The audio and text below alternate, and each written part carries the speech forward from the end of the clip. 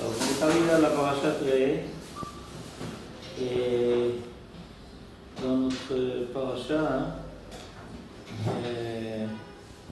on nous parle de choses qui, d'une certaine façon, sont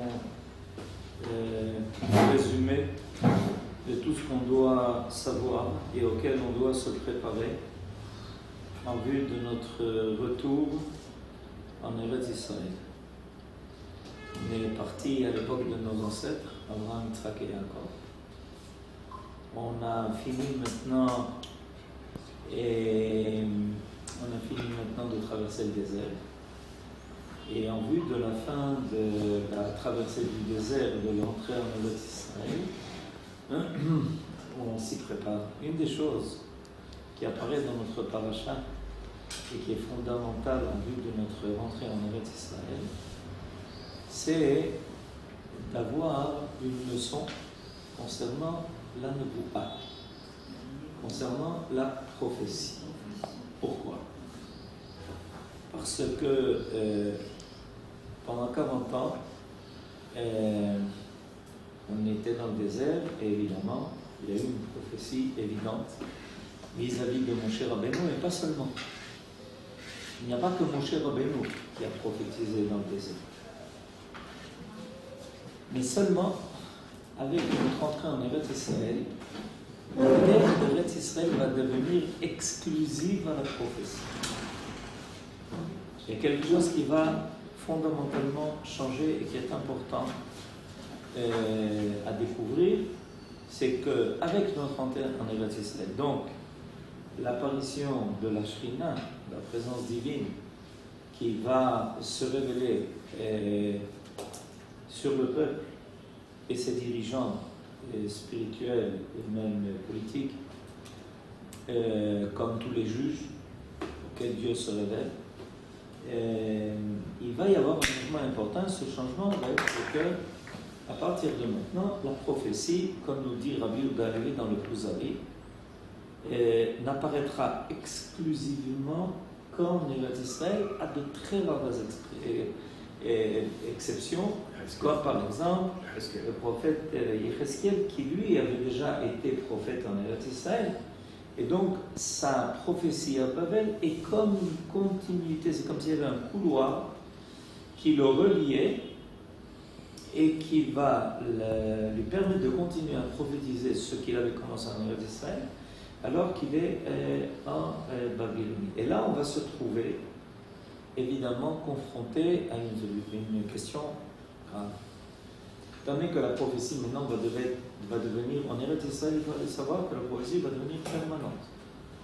Depuis notre rentrée en Eretz Israël, c'est depuis notre rentrée en Eretz Israël, c'est quand même 400 ans jusqu'à la construction du Beth Amikdash. Depuis la sortie d'Égypte, il y a eu 480. Si on enlève 40 ans du désert, on a 440 ans. Et on a encore 410 ans de toute l'époque du premier temple jusqu'à la destruction du temple. Donc on a déjà de toutes les façons 850 années de prophétie permanente en Eretz Israël. Depuis notre entrée jusqu'à la construction du premier temple, il y a 440 ans, exactement. Depuis la construction du temple jusqu'à sa destruction, il y a eu 410, donc on a eu 850 années de prophétie sans interruption. Ensuite, il y a eu une prophétie qui est apparue à nouveau lors de notre retour au début du deuxième temple. Elle a été brève, mais l'essentiel, c'est cette tranche-là de temps où on a pendant 850 ans une prophétie qui est permanente. Maintenant, d'un côté, c'est quelque chose d'extraordinaire. Le peuple d'Israël apprend pour lui-même et pour l'humanité tout entière qu'il peut y avoir un contact, qu'il peut y avoir une tikshorette, communication directe entre Dieu et l'homme. Entre Dieu et l'homme. Entre Dieu et l'homme. Une communication directe. Ce que les hommes pensaient comme impossible. Et soit parce qu'on écarte Dieu complètement de toutes les affaires terrestres, soit parce qu'on pense que l'homme n'est pas capable de se hisser. Il y a deux. La corde a été prise de deux côtés. Certains ont affirmé que Dieu ne s'intéresse pas du tout à ce qui se passe sur terre. Ça n'intéresse pas toutes ces affaires-là. Donc il ne va pas se révéler aux hommes, pourquoi faire? Ou l'autre extrême, qui est évidemment aussi négatif, c'est que l'homme n'a aucune chance de pouvoir s'élever, s'améliorer, être suffisamment kadosh pour pouvoir rentrer en contact avec la parole divine. Les deux extrêmes, évidemment, sont faux, sont mauvais. L'homme est capable de se hisser à Dieu et Dieu veut avoir un contact avec l'homme. C'est clair. Seulement, il faut comprendre qu'à partir du moment où la prophétie apparaît et devient tellement évidente, on parle de milliers et de milliers et de milliers et de milliers et de milliers et de milliers de prophètes. Ça ne veut pas dire pour autant que toutes les prophéties ont été consignées dans la Bible. Non. Certains prophètes bien particuliers ont eu droit à ce que la prophétie soit consignée dans la Bible. Mais il y a des tas de gens qui ont eu des prophéties pour des affaires qui étaient nécessaires à ce moment-là, mais pas nécessaires pour les autres générations, et qui ont prophétisé, c'était devenu quelque chose de très courant. À ce moment-là, apparaît évidemment une grande question. Comment être sûr que celui qui vient transmettre ce qu'il prétend avoir entendu de Dieu soit authentique? Quand il n'y a pas de prophétie, si quelqu'un vient maintenant, il nous raconte qu'il est prophète, on le regarde et on se dit, bon, ça va passer avec le temps, ça va s'arranger. Mais à une époque où la prophétie est tellement courante et il n'y a rien de surprenant, quelqu'un vient nous dire, tu sais, Akadosh Baruch Hu s'est révélé à moi cette nuit et il m'a dit comme ci et comme ça. On n'est pas surpris. Et à ce moment-là, l'épreuve devient plus difficile. Parce que, d'une part, c'est fort probable que quelqu'un ait effectivement reçu une prophétie, et d'un autre côté, c'est fort probable que quelqu'un veuille se servir de cela, peut-être pour nous amener des choses qui ne sont pas authentiques. Et c'est arrivé. À l'époque du premier temps, la Bible elle-même, les prophètes, ça nous est raconté dans la Bible, qu'il y a des gens qui ont fait du stop et qui ont pris le train en marche et qui sont venus prétendre qu'ils avaient reçu une prophétie, et en général pour des conséquences graves. Je donne un exemple. Vers la fin du premier temps, les prophètes, les uns après les autres, viennent prévenir le peuple d'Israël que la situation est grave et que petit à petit les choses deviennent irréparables et qu'il est prévu que finalement, malheureusement, le temple soit détruit et que le peuple parte en exil.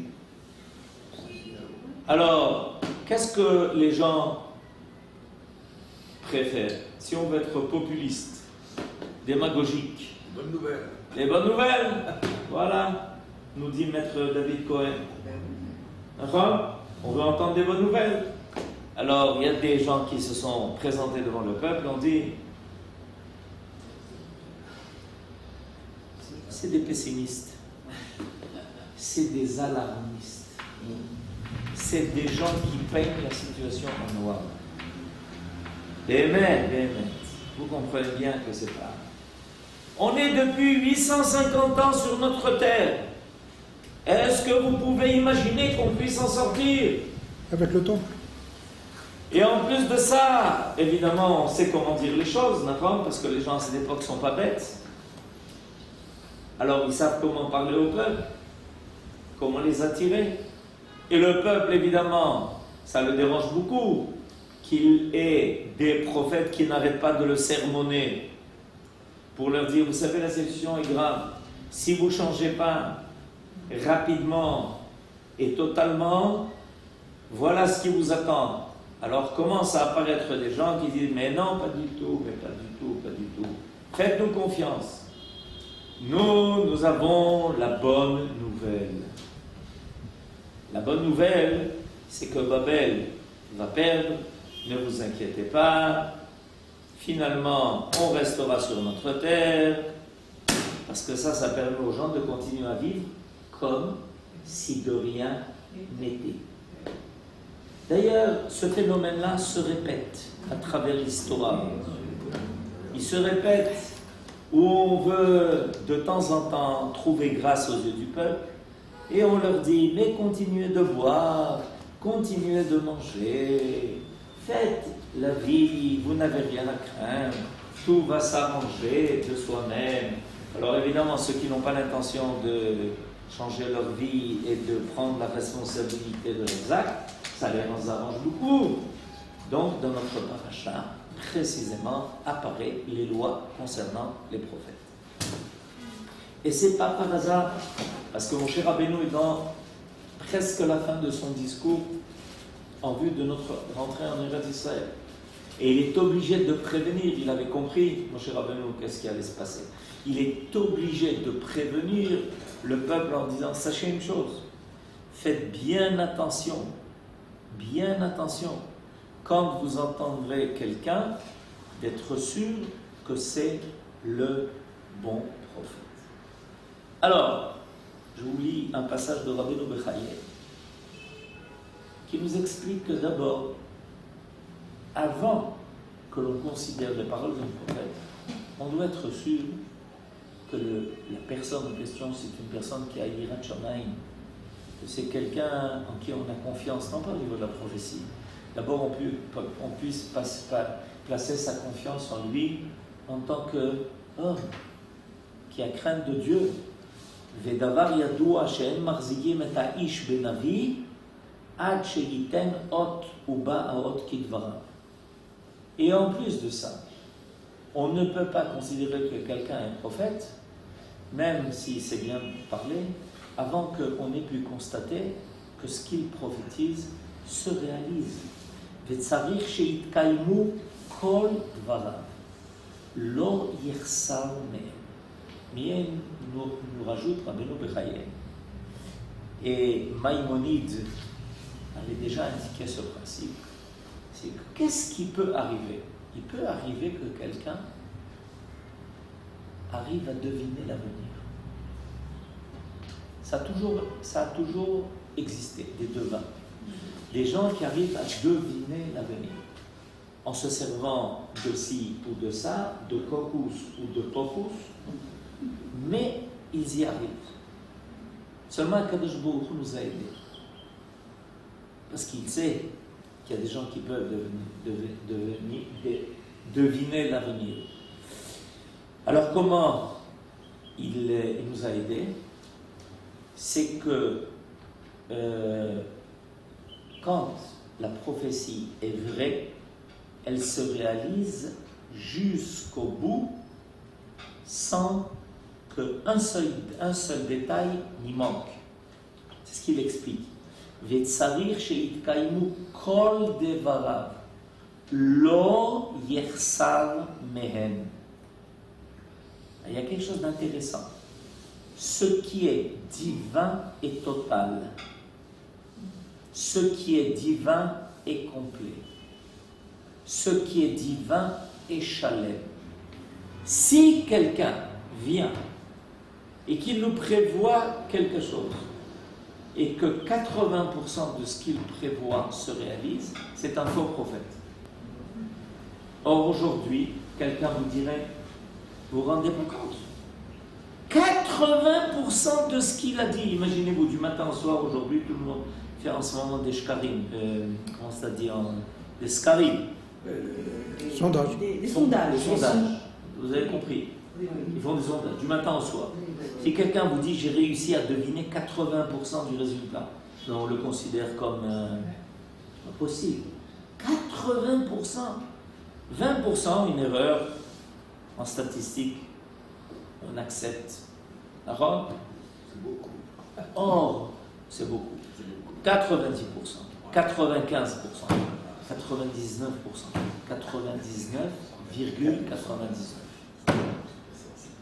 S'il manque la moindre virgule dans ce qu'il a prophétisé, qui se réalise, c'est la foi prophète. Parce que ce qui est à Kadosh Baruch Hu est shalem.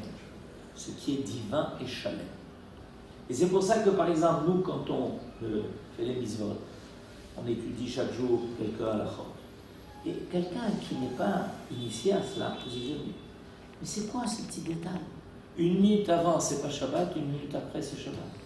Pour une minute, il devient Mechalel Shabbat. S'il a mangé telle quantité, Birkat Hamazon. S'il a mangé un peu moins, c'est plus Birkat Hamazon. Mais c'est quoi ces juifs? Mais qu'est-ce qu'ils ont avec tous ces petits détails de halakha? Des fois, c'est 1 millimètre, des fois, c'est 1 seconde. Réponse, ce qui est divin est parfait. Ce qui est divin est total. Ce qui est divin est complet. Et c'est pour ça que nous dit Rabbeinu Bechaye, s'il manque le moindre détail à ce qu'il a prophétisé et que ça ne se réalise pas, toute la prophétie tombe. Tu dis non, seulement ce qu'il a réussi. Non, tout tombe. Parce que ça est la preuve du reste. Akadosh Baruch Hu a comme ça fixé son monde. Que si la prophétie est vraie, tout se réalise jusqu'au moindre détail. Que si la prophétie n'est pas vraie, il y aura toujours un détail qui sera manquant. She'im yersar me'em afilu nekuda. Nekuda c'est un. Ok. Nekuda c'est un. Quand Akadosh Baruch Hu a demandé à Gidon, Gédéon, il a demandé, Akadosh Baruch Hu a demandé à Gidon d'être le juge de sa génération. Alors qu'est-ce que Gidon a dit? Comment moi? Lui, c'était le fils d'un idolâtre, célèbre, connu dans sa génération. Moi, Amédou, je le mérite d'être le juge qui va combattre les ennemis d'Israël, remporter des victoires. Vous vous rappelez sûrement de Gidon qui part à la guerre contre Midian avec 300 hommes. D'accord? Une cruche dans laquelle on avait caché des torches, et puis il sonne du chauffard en pleine nuit, et c'est la panique dans le camp des... Vous savez de quoi je parle? Alors je vous conseille la lecture de ce livre-là extraordinaire. Ce livre-là extraordinaire, c'est un best-seller, il s'appelle la Bible. Alors, dans quel chapitre? Dans le livre des juges, avant de dormir, lire un chapitre de la Bible, mais c'est extraordinaire. Alors, recherchez l'histoire de Gédéon, Gidon, et vous allez être stupéfait de voir comment finalement il va remporter sa victoire avec 300 hommes. Mais il est tellement peu sûr de lui-même, parce qu'il n'est pas sûr qu'il avait suffisamment de mérite pour mener de telles victoires, qu'il demande à Akadosh Baruch Hu de lui faire 2 fois un miracle. Akadosh Baruch Hu lui dit, non, c'est toi. Il dit, non, tu sais, il faut que tu me prouves. Alors, Akadosh Baruch Hu, il tient compte de la situation de chacun. Lui, il a besoin de preuves. Une fois, il prend une peau de chèvre. Une fois, il demande que la rosée tombe tout autour de la peau de chèvre et que la peau de chèvre reste sèche. Et que, ensuite, le lendemain, le contraire. Que ne soit mouillé que la peau de la chèvre et que tout autour de la peau de chèvre, ça soit sec. Il fait La preuve dans les deux sens, comme on a appris à l'école. On nous apprenait à faire la preuve en mathématiques dans les deux sens. La réciproque. Hein? La réciproque. La réciproque, nous dit le docteur Koskas. Ça s'appelle la réciproque. Il fallait prouver dans les deux sens. D'accord? Et bien voilà, il a demandé à Kadosh Baruch Hu dans le sens. Alors imaginez-vous qu'il y a la moitié de la peau de chèvre qui soit mouillée. C'est pas mal. La moitié qui reste quand même sèche. Alors que tout est mouillé autour. Non! L'enchavé. Au millimètre près, il faut que la peau soit mouillée et autour complètement sec. Et le contraire le lendemain. Ou l'inverse.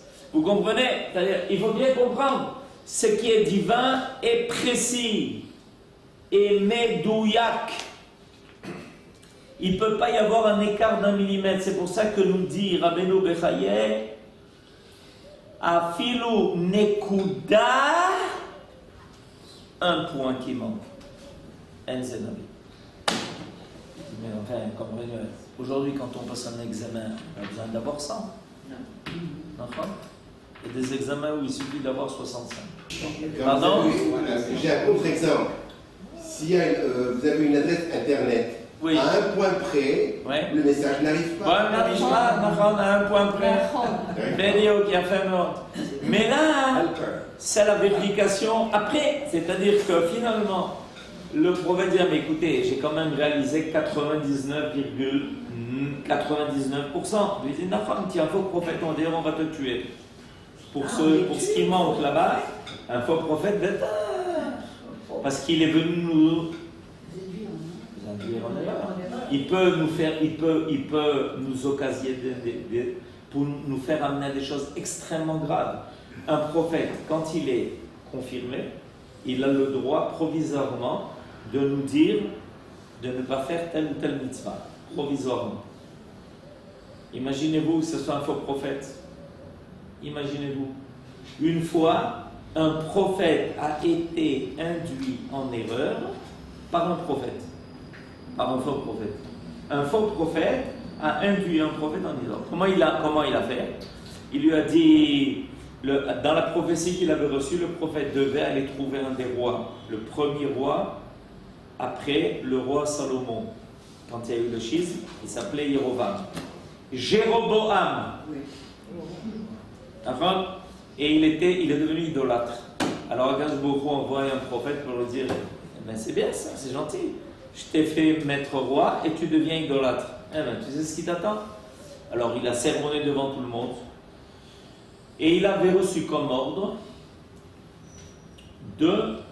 quand il repartirait après avoir donné sa prophétie, de prendre un autre chemin. Et il y a quelqu'un qui vient le voir et qui a voulu lui jouer un tour. Il lui a dit, tu sais, j'ai reçu hier soir une prophétie comme quoi ta prophétie, celle que tu avais reçue, a été annulée. Et moi, je viens te donner le bon chemin.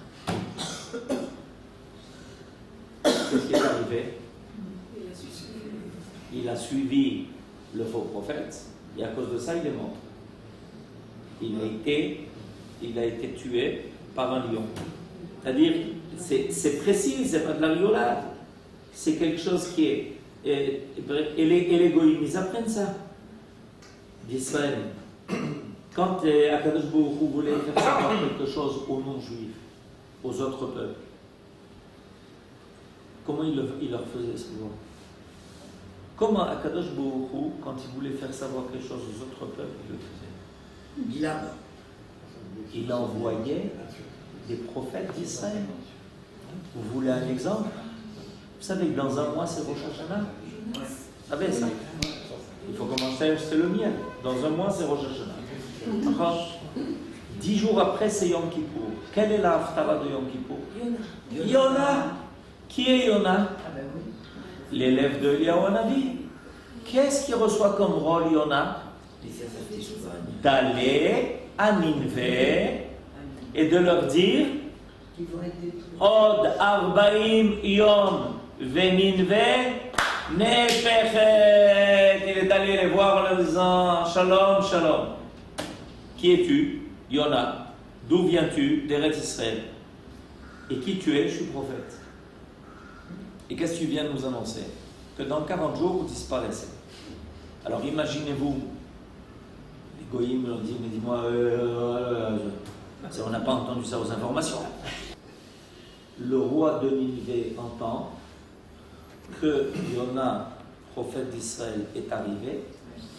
Il fait passer tout de suite dans la ville un message.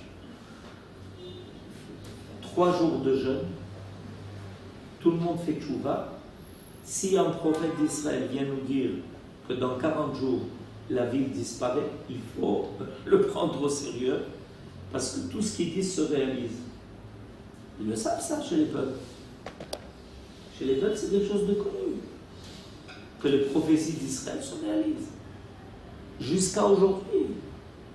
Sachez qu'il y a des gens qui suivent la réalisation des prophéties qui ont été prévues par la Bible. Jusqu'à aujourd'hui, partout dans le monde. Ils attendent de voir, regarde, un verset du prophète Isaïe s'est réalisé. On attend la suite. Je rigole pas. Donc, c'est connu, le Ham Israël. Pourquoi?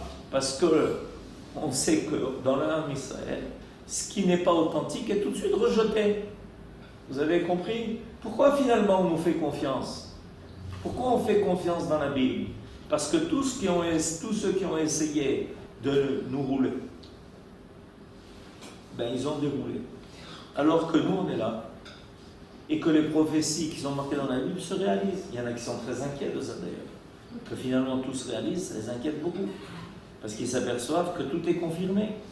Alors, il faut savoir, c'est pas le seul cas, hein, le cas que je vous ai donné, parce que ça c'est un cas qu'on va bientôt entendre à Yom Kippour. La fameuse Haftara de Yom Kippour, c'est une Haftara où le prophète d'Israël, un des prophètes d'Israël, va encourager les non-juifs à faire tchouva. C'est intéressant quand même le jour de Yom Kippour. Yom Kippour, le grand pardon, le Ham Israël se réunit dans tous les Bate Knessiot, même ceux qui viennent une fois par an. Et qu'est-ce qu'on leur fait entendre? Sachez que... Quoi? Que même les non-juifs font tchouva grâce au qui? Au prophète d'Israël. C'est sérieux. C'est le Ham Israël qui amène le monde à un autre niveau. Et pourquoi on entend ça le jour de Yom Kippour? Pour nous responsabiliser. Parce que si on a fauté, c'est parce qu'on pense qu'on est petit. Si on pensait qu'on n'était pas petit, quand quelqu'un se sent important, il sent qu'il a une responsabilité. Il ne peut pas se permettre de se conduire n'importe comment. Qui se conduit n'importe comment? Je viens de voir, je passais quelque part, je vois un bonhomme qui se balade sans chemise. Et si on lui dit, demain tu as rendez-vous avec un ministre, tu vas aller sans chemise? Si tu te permets de balader dans la rue comme ça prouve que tu vaux rien. Tu vaux une puce. Sinon tu ne ferais pas une chose pareille. Parce que quand tu te sens important, tu vas voir quelqu'un, tu sais, j'ai reçu une convocation, tu t'habilles, tu prends le complet, etc. Grand, tu t'habilles pas n'importe comment. C'est-à-dire que, en fait, comment on amène le Ham Israël à faire tchouva? En lui faisant prendre conscience de la responsabilité qu'il a vis-à-vis de l'avenir du monde. Alors on lui dit, regardez ce qui s'est passé.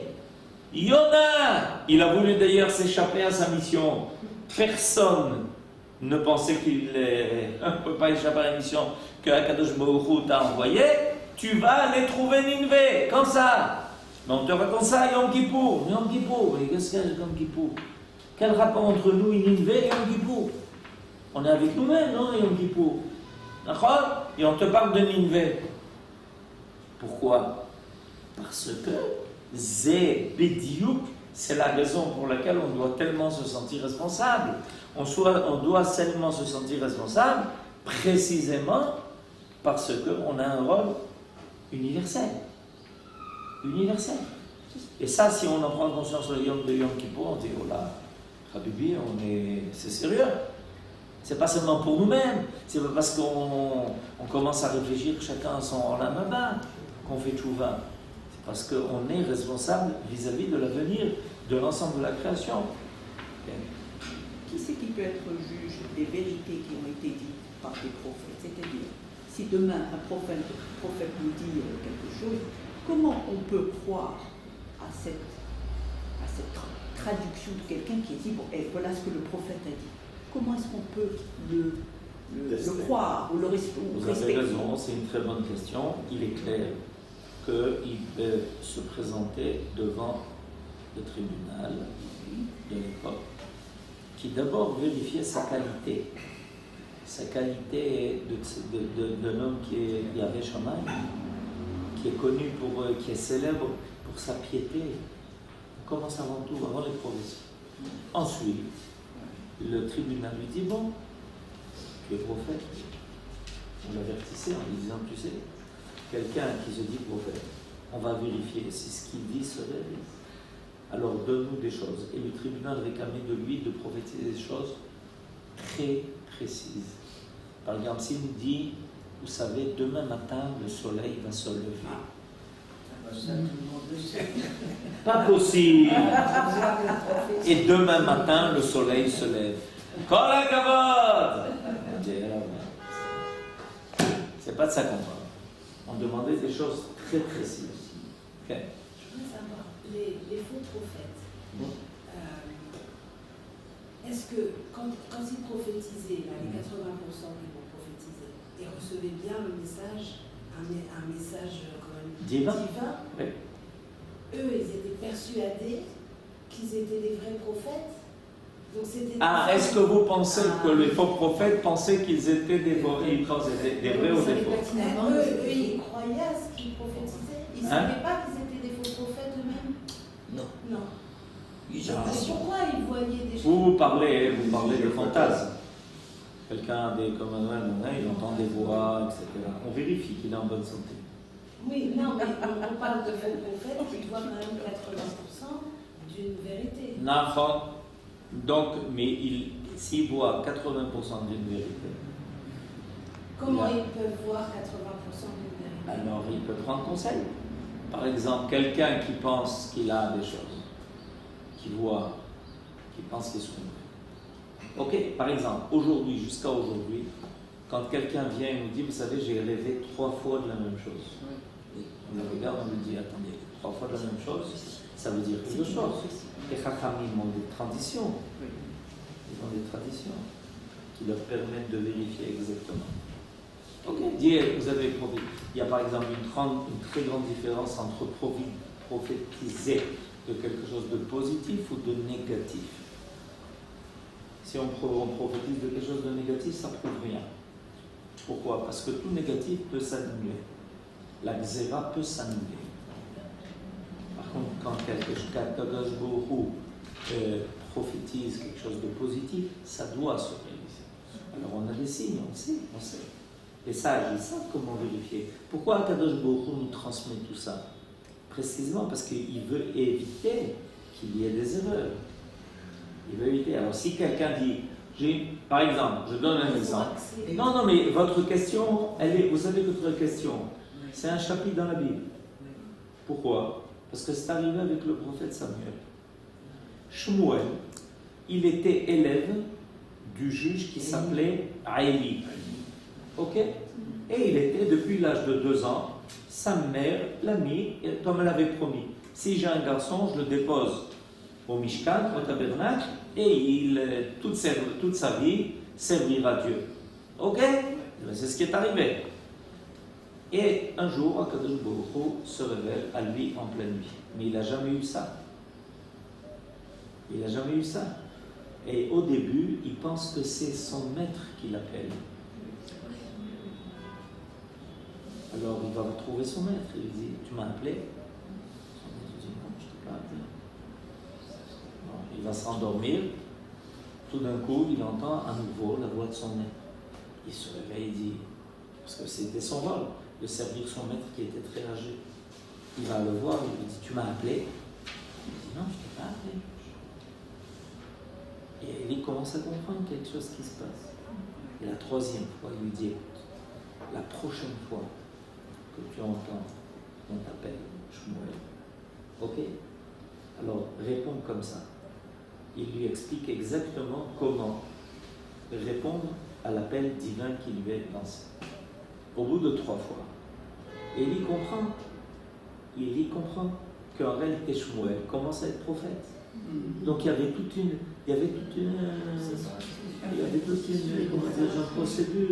procédure. C'était pas quelqu'un arrive tout d'un coup se balade dans la vie en disant je suis prophète. Il n'y a pas de problème. Enfin, c'est pas comme ça que ça se passe. Chacun avait un maître. Le maître avait des signes qui lui permettaient d'abord de savoir si elle avait été digne de ça, s'il méritait ça. Et quand il venait nous raconter qu'il avait des rêves, il lui disait bon, raconte-moi. De quoi tu as rêvé? C'est quoi tes rêves? Raconte-moi. Et en fonction de ça, il était capable, petit à petit, de discerner. Voilà. Pourquoi la prophétie s'est-elle arrêtée? Pourquoi La prophétie s'est-elle arrêtée? La prophétie s'est arrêtée pour deux raisons essentielles. La première, l'exil. Or, l'exil nous fait sortir de la terre de la prophétie. Eretz Israël est la terre de la prophétie. Quand on part en exil, on quitte la terre de la prophétie. C'est une des choses peut-être pour laquelle on doit être le plus triste. On quitte la terre de la prophétie. C'est comme si on quitte un bateau. Comprenez? Alors, il devrait y avoir de vrais prophètes en Israël. Non, impossible. Et la deuxième raison, c'est qu'en général, la prophétie est quelque chose qui est très général. Très général. Un prophète comme Isaïe, comme Yirmia, Jérémie, comme Yecheskel, c'est prophète pour l'ensemble du peuple. C'est prophétie pour l'ensemble du peuple. La dispersion morcelle les capacités d'intégrer le message divin. C'est quelque chose qui est... Quand un prophète, c'est comme un roi. Il ne peut pas y avoir un roi pour 100 personnes. Il y a un roi pour l'ensemble du peuple. Il y a un prophète pour l'ensemble du peuple. Il y a toujours quelque chose de collectif. L'histoire de notre départ en exil a atteint deux choses. Et le lieu, l'espace, et en même temps notre capacité de vivre quelque chose de collectif. En fait, il y a beaucoup de prophètes qui ont été reconnus comme étant des grands prophètes, notamment Yecheskel, Yirmia. Mais toutes leurs prophéties ne se sont pas réalisées à ce jour. Donc comment a-t-on pu les ériger comme des prophètes qui ont des vrais prophètes, puisque toutes leurs prophéties ne sont pas encore réalisées? Très bonne question. Très bonne question. Comment on était sûr que tous les prophètes qui sont consignés dans la Bible, les trois grands prophètes, Isaïe, Jérémie, Yecheskel, et ensuite il y en a 12 autres. Et ensuite il y en a eu 3 au début du deuxième Beth Amikdash. Comment on était sûr que leurs prophètes, qu'ils étaient des vrais prophètes? On était sûr des vrais prophètes parce que déjà à leur époque, ils ont prophétisé des choses qui se sont réalisées. Déjà à leur époque. Seulement, il faut savoir, un prophète, quand il est un vrai prophète, il y a beaucoup de dimensions à sa prophétie. C'est-à-dire, tu entends les mots de la Torah, ils peuvent avoir une signification ad hoc, et ils peuvent avoir une signification pour dans 3000 ans. Et c'est ce qu'on fait quand on étudie la Torah. La Torah est actuelle, toujours, comme actuelle toujours. Et c'est lui qui a étudié la Torah il y a 2000 ans. Il comprenait ce que nous on comprend aujourd'hui? Non. Il comprend ce qu'il fallait comprendre il y a 2000 ans. Maintenant, il y a des choses qui restent vraies pour l'ensemble de tous les temps, de toutes les époques, etc. C'est le Inyan. Ça, c'est exactement le Sipour. Le Sipour, c'est qu'il y a beaucoup de couches dans la compréhension des prophéties. Et dans ces couches-là, c'est comme Moshe Rabbeinu. Il parle aux gens de sa génération. Il parle aux gens de l'époque du désert. D'accord? Mais cette Torah, elle est définitive. Est-ce que nous, on a à apprendre quelque chose du fait que Akadosh Baruch Hu lui dit ne frappe pas le rocher, parle-lui. C'est-à-dire, il y a de cela combien? 3000 ans. Alors aujourd'hui, tu dois lire, étudier, comprendre quel est le message que Akadosh Baruch Hu a donné à Moshe. Mais on n'est pas dans le désert, on ne manque pas d'eau, on n'a pas besoin de frapper le rocher ou de lui parler pour avoir de l'eau. Alors pourquoi c'est devenu un verset de la Torah? Tu ne comprends pas que c'est un niveau. Le niveau que tu comprends du rocher qui se balade avec dans le désert, c'est un niveau, ya habibi. Tu sais combien de niveaux il y a encore dans la compréhension de ça? Par exemple, il y a des gens, c'est des rochers.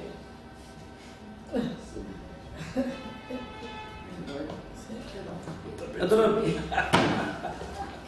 Vous leur parlez? mais il faut leur parler. Soyez des rochers. Comme du chocolat. Est-ce que la prophétie doit être aussi dans la langue d'anglais? Hein? La langue. La langue? Quoi? C'est-à-dire qui parle hébreu? En quelle langue les prophètes prophétisaient en hébreu? C'est nécessaire. Hein? C'est nécessaire qu'il. Mais bravo. C'est une autre condition. Hein? Mais la Shana Oui, c'est clair. La Shana Kodesh. Mais maintenant qu'on est revenu sur Voilà, la terre, c'est ça. pourquoi la prophétie ne revient-elle pas? Quoi? Maintenant, Maintenant que nous sommes revenus Sur sur notre notre terre, terre. pourquoi la prophétie ne revient-elle pas? il n'y a pas Sous quelle forme?